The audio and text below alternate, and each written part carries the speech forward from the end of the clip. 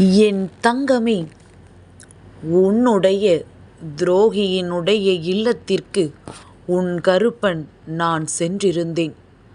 அங்கே நான் கண்ட காட்சி எனக்கு வியப்பாக இருந்தது.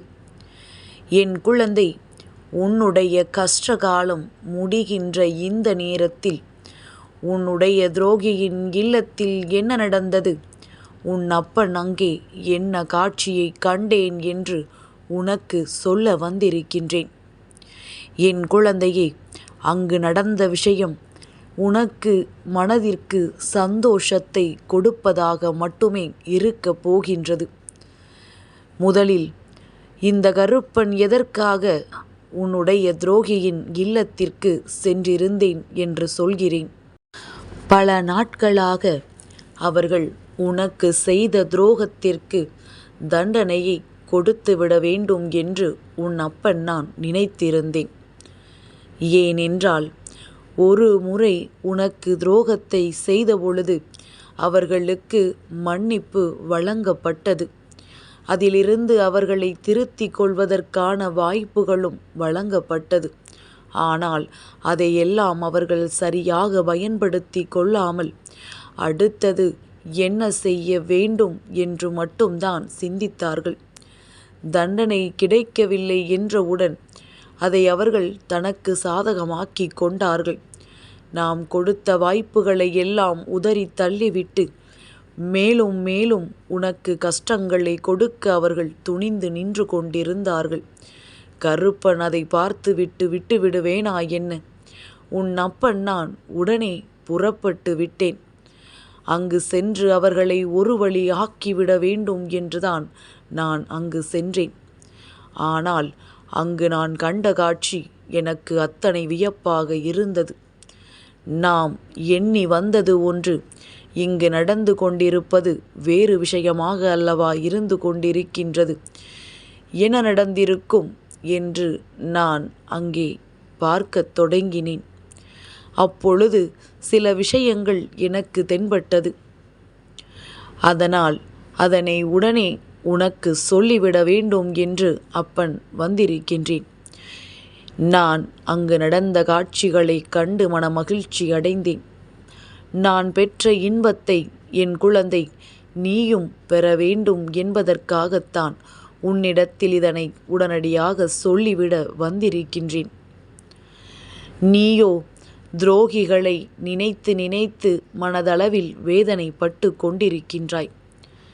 நம்மோடு இருந்து கொண்டு நமக்கு இது போன்ற கஷ்டங்களை கொடுப்பதற்கு இவர்களுக்கு எப்படி மனது வந்தது என்று எண்ணி மனதளவில் எப்பொழுதும் வேதனையை சுமந்து கொண்டிருக்கின்றாய். நீ இங்கே கண்கள் கலங்க கலங்க அங்கே அவர்கள் இல்லத்தில் நடந்து கொண்டிருக்கின்ற விஷயத்தை பார்க்கும் பொழுது அப்படியே எதிராக நடந்து கொண்டிருக்கின்றது. உண்மையிலேயே இவர்கள்தான் உனக்கு துரோகத்தை செய்தார்களா என்று நினைக்கின்ற அளவிற்கு அவர்கள் மாறிவிட்டார்கள். என்ன அப்பா சொல்கிறாய்? அவர்கள் மாறிவிட்டார்களா? கனவில் கூட இதுவெல்லாம் நடக்காது. ஏனென்றால் அவர்கள் துரோகங்களுக்கு மேல் துரோகங்களை சிறிதளவு கூட யோசிக்காமல் செய்தவர்கள். என்ன நடந்தாலும், நான் எத்தனை கவலைப்பட்டாலும் அதை பற்றி ஒரு சிறு துளி அளவு கூட கவலைப்படாதவர்கள். இப்பேற்பட்டவர்கள் எப்படி திருந்துவார்கள்? இவர்கள் எப்படி நல்ல வழிக்கு வருவார்கள் என்று என் பிள்ளை நீ கேட்கின்றாய் அல்லவா? என் குழந்தையே, இந்த நேரம் நான் சொல்கின்ற விஷயம் அத்தனையும் உண்மை. அவர்கள் திருந்தியது உண்மை. அதற்கு காரணம் என்ன தெரியுமா? உனக்கு துரோகங்களை அதிகமாக செய்ய நினைத்த பொழுது அவர்களுக்கு உன்னுடைய குலதெய்வத்திடமிருந்து மிக பெரிய தண்டனை கிடைத்து விட்டது. உன் குலதெய்வம் முன்னே சென்று அவர்களுக்கு தண்டனையை கொடுத்ததற்கான காரணம் பல நாள் பொறுமை இழந்ததற்கான காரணம்தான் அது. எத்தனைதான் நானும் பொறுக்க முடியும்? இவர்கள் என் பிள்ளையை எத்தனை சோதனைக்கு ஆளாக்குகின்றார்கள். அதனால் உடனே இவர்களை ஒரு வழி ஆக்கிவிட வேண்டும் என்று உன் குலதெய்வம் அவர்களுக்கு தண்டனையை கொடுத்திருக்கின்றது. உன் குலதெய்வம் கொடுத்த தண்டனை என்ன தெரியுமா? அவர்களை உடலால் காயப்படுத்தவில்லை, அவர்களை மனதால் காயப்படுத்தி இருக்கின்றார்கள். நம்பிய ஒருவருக்கு துரோகம் செய்தால் அது எத்தனை பெரிய வலிகளையும் வேதனைகளையும் கொடுக்கும் என்று அவர்கள் நம்பிய ஒருவர் மூலமாக கொடுத்து விட்டார்கள். தான் அனுபவித்த அந்த வேதனைகளை கண்டு நம்மை போலத்தானே நாம் துரோகம் செய்தவர்களுக்கும் இருந்திருக்கும் என்று எண்ணி அவர்களின் மனதை கொஞ்சம் கொஞ்சமாக மாற்றிக்கொள்ள தொடங்கிவிட்டார்கள். இந்த கருப்பன் அங்கே நுழைந்த பொழுதுதான் குலதெய்வம் அங்கே நின்று அவர்களை நல்வழிப்படுத்தி இருப்பதை நான் கண்டு கொண்டேன். என் குழந்தையே, உன்னுடைய குலதெய்வம் அங்கே கொடுத்திருக்கின்ற இந்த தண்டனையிலிருந்து இனிமேல் அவர்கள் மீண்டு வந்துவிட முடியாது. இனி யாரையும் பழி வாங்க வேண்டும் என்றோ, யார் வாழ்க்கையிலும் எந்த கெடுதல் செய்ய வேண்டும் என்றோ அவர்கள் கனவிலும் கூட நினைத்து பார்க்க மாட்டார்கள்.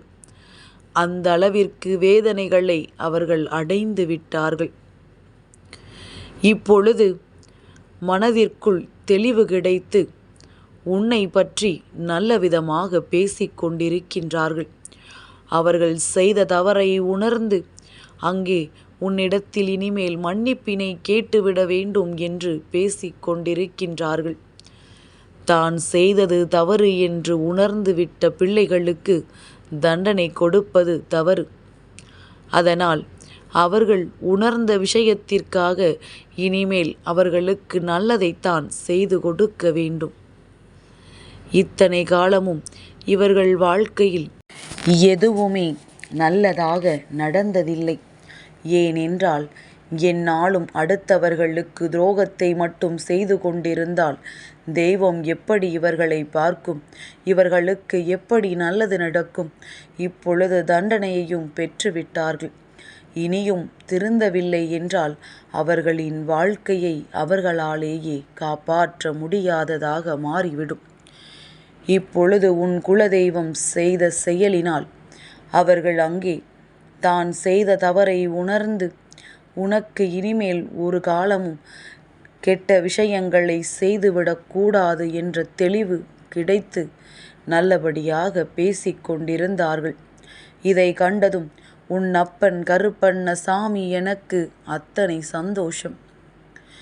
என் குழந்தை, உன் குலதெய்வம் அந்த தண்டனையை கொடுக்கவில்லை என்றால் உன் அப்பன் கருப்பண்ணசாமி நான் அதனை செய்திருப்பேன்.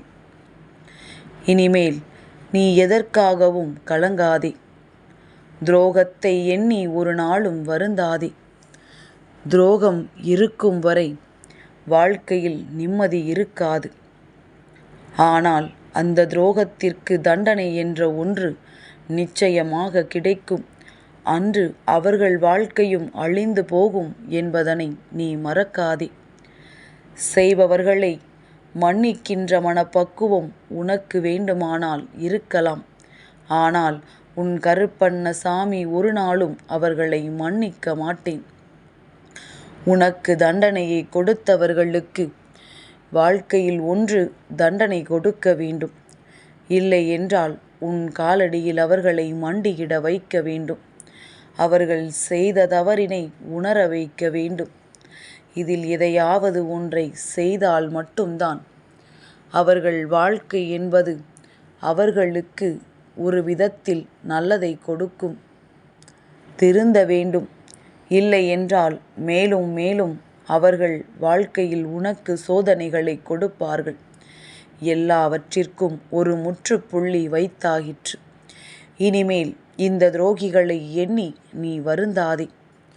நான் உன்னோடு துணை நிற்கும் வரை, உனக்கு காவலாக இருக்கும் வரை சர்வ நிச்சயமாக இனி எந்த ஒரு தீய சக்திகளும் சரி, இது போன்ற தீய எண்ணங்கள் கொண்ட மனிதர்களாயினும் சரி, யாராலும் உன்னை நெருங்கிவிட முடியாதபடி நான் உனக்கு காவலாக நிற்கின்றேன் என்பதனை மட்டும் மறக்காதே.